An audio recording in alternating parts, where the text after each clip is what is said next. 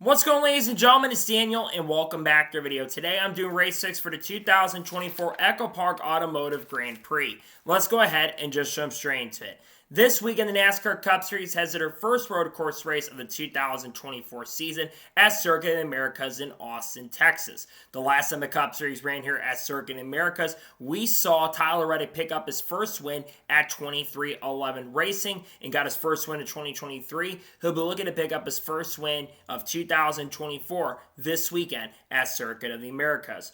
So now let's go ahead and jump into picks. Before we go ahead and jump into picks, let's actually take a look at the weather for this weekend. So the weather for this weekend is looking pretty promising. It's going to be 72 degrees high with 64 degrees low with a 0% chance of rain, but it is going to be extremely windy, which will affect the cars out on the racetrack, making them loose, and they might spin out a lot more commonly. Also, stage brakes are back for cautions are back this time around. So that's going to be a thing going forward for every single road course race. So now let's go ahead and jump into picks. For those who are new to the channel, here's how picks work on the channel. Usually I do 2 suck picks for the 2 underdog picks and a winner's pick, and I also do usually 5 drivers you need to watch out for. But for this weekend, because it's the first road course race of the season, I've got 3 suck picks, 3 drivers I expect to struggle this weekend, 3 underdog picks, 3 drivers who need a good run this weekend who I think will have a very good run under funded equipment or not as good of equipment. And I do my winner's pick, the driver thinks to go win the race overall. And for this weekend, I got 7 drivers you need to watch out for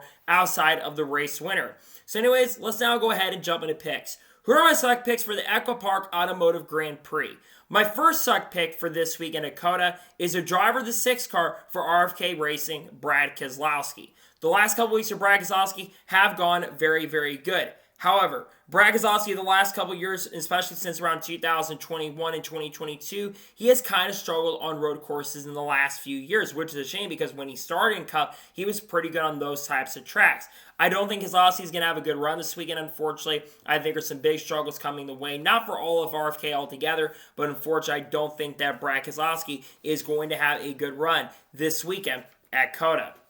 My second suck pick for this weekend at COTA is a driver of the 3 car for Richard Childress Racing, Austin Dillon.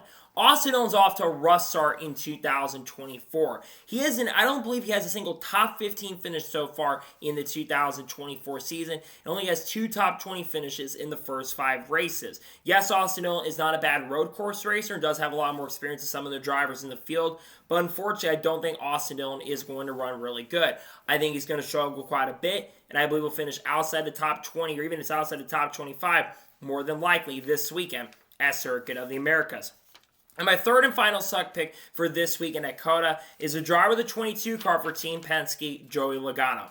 I am worried about Joey Logano right now. He only has 1 top 10 finish and has had a lot of finishes outside the top 20. And we're going to road course. Joey Logano has not won a road course race in nearly a decade. It's been a long time since he's been competitive to go for victories at road courses. I think he's going to struggle this weekend. Team Penske's been a little hit or miss on road courses in the next-gen era. I unfortunately think that Joey Logano is not going to have a good run this weekend at Circuit of the Americas. And now we're going ahead and jump on the underdog picks for the EchoPark Automotive Grand Prix. Who are my underdog picks? My first underdog pick for this weekend at COTA is a driver of the 23 car for 23XI Racing, Bubba Wallace.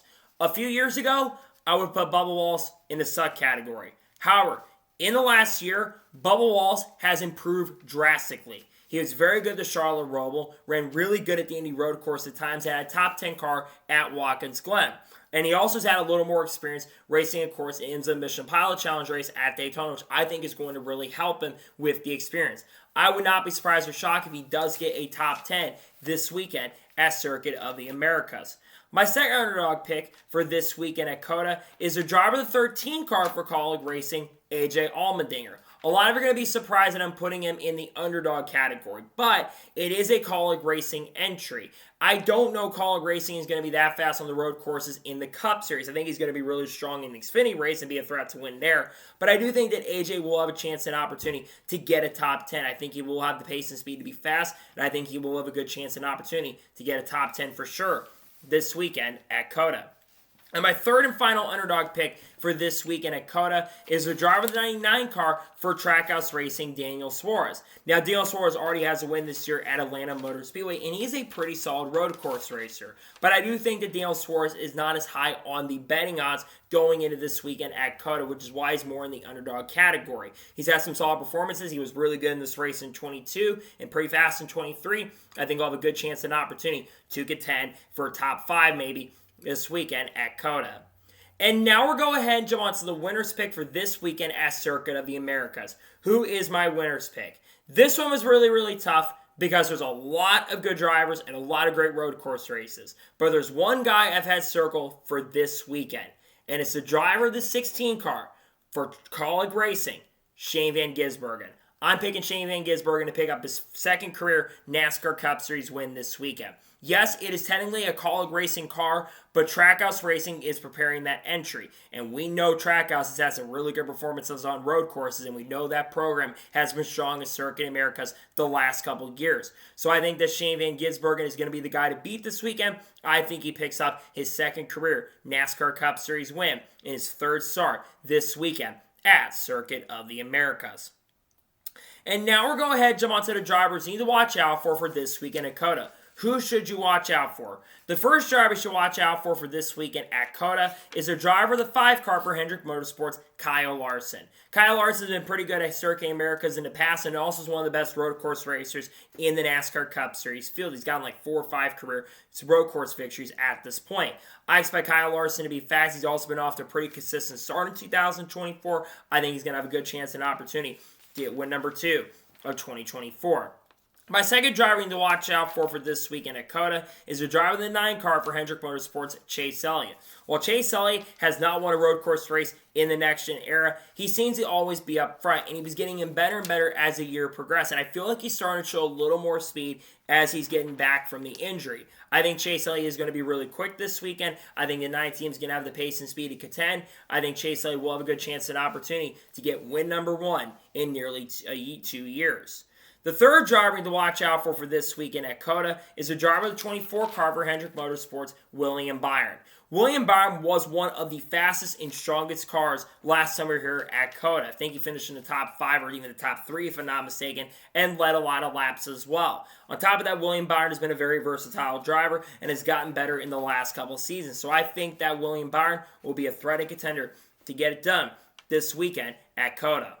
The fourth driver to watch out for this weekend at COTA is the driver of the 45 car for 2311 Racing, Tyler Reddick. Tyler Reddick is definitely one of the best road course racers in the Cup Series field. 3 or 4 of his 5 wins have come at road courses in his Cup Series career, and he's also the defending winner at Circuit of the Americas. I expect 2311 Racing to be really solid and really quick this weekend, and I think he'll have a really fantastic chance and a great opportunity to get win number 1 of 2024. The fifth driver to watch out for this weekend at COTA is the driver 17 car for RFK Racing, Chris Buescher. He's had some good performances the last couple weeks, but Chris Buescher has consistently finished inside the top 10 on a week-by-week basis or on a road course basis. I think he is going to be a threat to win this weekend. Is he like RFK, at least on the 17 side of things? I think they have progressively gotten better. So I think that Chris Buescher will have a really solid chance and a great opportunity to contend for win number 6 of his Cup Series career. The sixth driver to watch out for this weekend at COTA is the driver of the 8 car for Rich Schultz Racing, Kyle Busch.